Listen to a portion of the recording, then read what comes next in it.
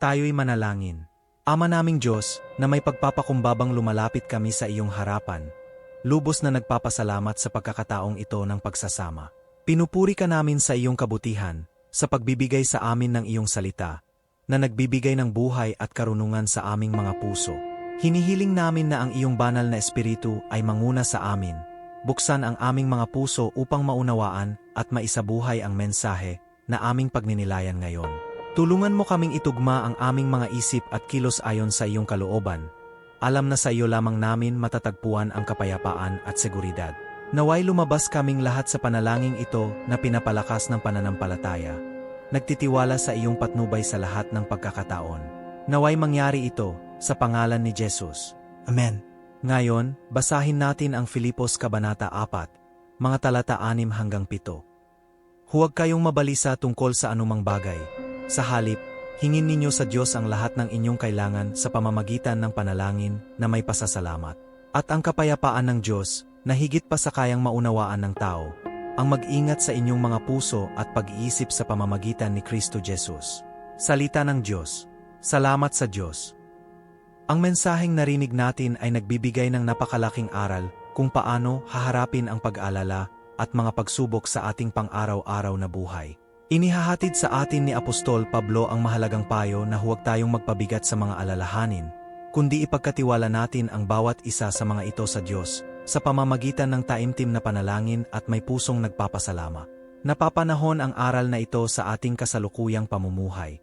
Sa mga panahon ngayon, tila mas nangingibabaw ang alalahanin sa ating isipan at puso, mula sa mga bagay na may kinalaman sa trabaho, pamilya o kinabukasan. Ang pakiramdam ng palaging nasa limitasyon o ang presyur ng paghawak ng lahat ng responsibilidad ay maaring magdulot ng labis na pagkapagod. Ngunit ipinaalala ni Pablo na nasa tabi natin ang Diyos, at sa tuwing ilalapit natin sa Kanya ang ating mga alalahanin sa pamamagitan ng panalangin, makakamtan natin ang Kanyang kapayapaan. Ang panalangin, ayon sa itinuturo ni Pablo, ay ang sandali ng pagkikita ng ating kahinaan at ang lakas ng Diyos. Hindi lang ito simpleng paghingi, kundi isang aktong nagmumula sa tiwala at pagsuko.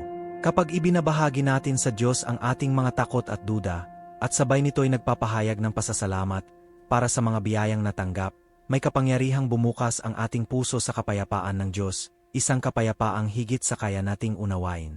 Ang kapayapaang ito ay hindi nakadepende sa mga pangyayari sa paligid. Kahit papatuloy na hamon ang mga sitwasyon sa ating paligid, ang kapayapaan ng Diyos ay may kapangyarihang baguhin kung paano natin haharapin ang mga pagsubok. Pinoprotektahan nito ang ating damdamin at isipan mula sa mga alalahanin at kalungkutan na madalas na sumasalakay sa atin. Ang kapayapaang ito ay bunga ng ating tiwala sa Diyos, naniniwalang Siya ay nag-alaga sa atin, kahit pa sa mga pagkakataong hindi natin agad nakikita ang solusyon. Napaka-praktikal ng mensaheng ito. Tayong lahat ay dumadaan sa mga sandali ng kawalang katiyakan at pag-alala. Ngunit ang imbitasyon ni Pablo ay palitan ang pagkabalisa ng panalangin. Isipin na ikaw ay nasa isang mahirap na yugto, marahil may kinalaman sa iyong trabaho o sa kalusugan ng isang mahal sa buhay. Ang natural na reaksyon ay mag-alala at subukang lutasin ang lahat ng mag-isa. Ngunit ang itinuturo ng Biblia ay baliktarin ang prosesong ito. Sa halip na mag-alala, ilapit ang lahat kay Diyos. Buksan ang iyong puso sa panalangin at magtiwala na naririnig ka niya. At, kasama ng panalangin, mag-alay din ng pasasalamat, kinikilala na inaalagaan ka na ng Diyos sa maraming iba pang pagkakataon. Ang papel ng pasasalamat ay napakahalaga sa prosesong ito. Kapag tayo'y nagpapasalamat, nagbabago ang ating pananaw, inaalis ang focus sa mga problema, at itinututok ito sa mga biyaya at pagkalinga ng Diyos. Ang pagbabagong ito ng pananaw ay hindi lang nakakatulong na mas mabuting harapin ang mga problema, kundi nagbibigay daan din upang mas lubos nating maranasan ang kapayapaan ng Diyos. Sa pagkilala natin sa pagkilos ng Diyos sa kasalukuyan, kahit sa gitna ng mga pagsubok, ang ating espiritu ay pinalalakas. Sa araw-araw na buhay, maaari nating isabuhay ang ganitong saloobin. Ang paglalaan ng oras para sa panalangin sa pagsisimula ng araw ay isang epektibong paraan upang itugma ang ating isipan at puso sa Diyos.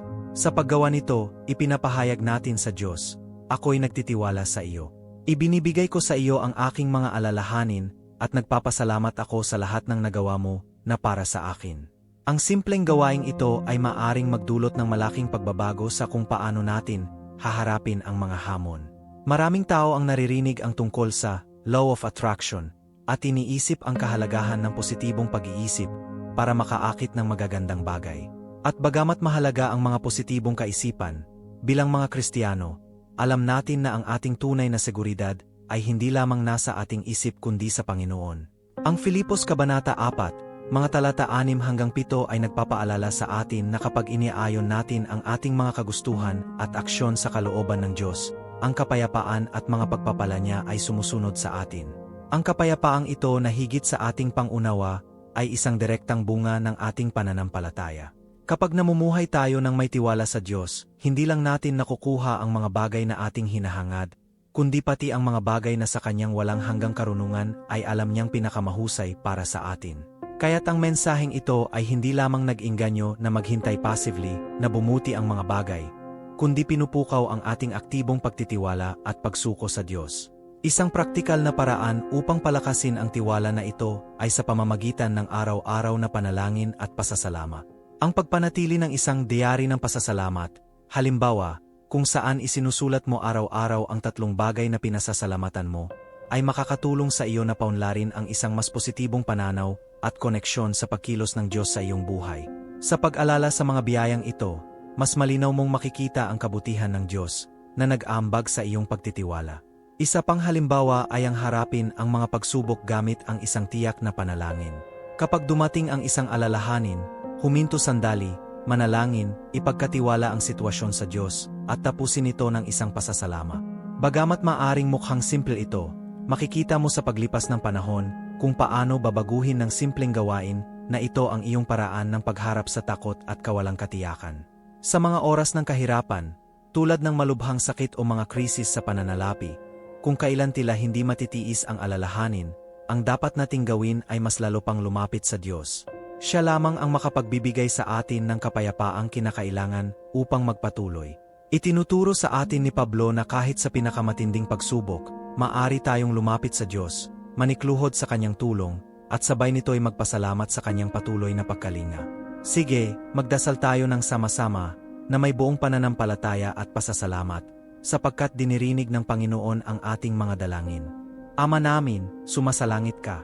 Sambahin ang ngalan mo. Mapasa amin ang kaharian mo. Sundin ang loob mo, dito sa lupa para ng sa langit. Bigyan mo kami ngayon ng aming kakanin sa araw-araw. At patawarin mo kami sa aming mga sala, para ng pagpapatawad namin sa mga nagkakasala sa amin. At huwag mo kaming ipahintulot sa tukso, at iadya mo kami sa lahat ng masama. Amen. Aba Ginoong Maria, napupuno ka ng grasya. Ang Panginoong Diyos ay sumasa iyo. Bukod kang pinagpala sa babaeng lahat, at pinagpala naman ang iyong anak na si Jesus. Santa Maria, Ina ng Diyos, ipanalangin mo kaming makasalanan, ngayon at kung kami mamamatay. Amen. ABA, Mahal na Reyna, Ina ing Awa, buhay, ligaya at pag-asa namin, Aba. Sa iyo kami tumatawag. MGA Anak and EBA. Sa iyo kami dumaraing, nang hihinagpis sa lupang ito, na puno ng luha.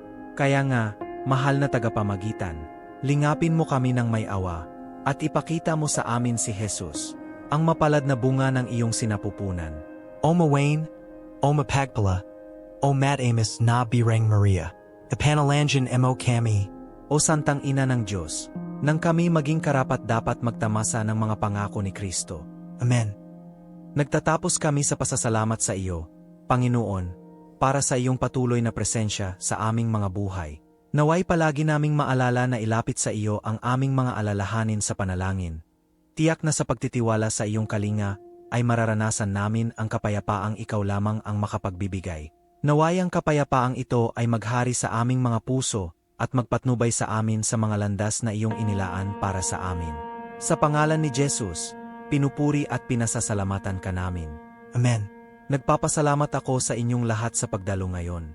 Naway ang kapayapaan ng Diyos, na higit pa sa kayang maunawaan ng tao, ay sumainyo sa bawat hakbang ng linggong ito. Pagpalain kayo ng Diyos ng sagana.